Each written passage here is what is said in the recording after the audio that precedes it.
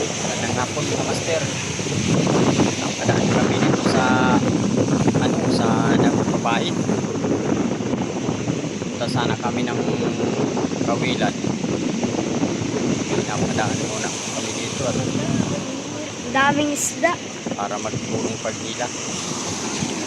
Yung mga taga Sabang ay babait naman ito.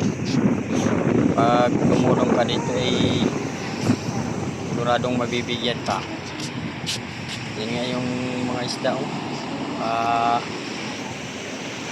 alang na sa lambat. Yan naman, daming pinupulot. Iniipon niya. At yan ay kinuha din natin at sayang. Daming isda.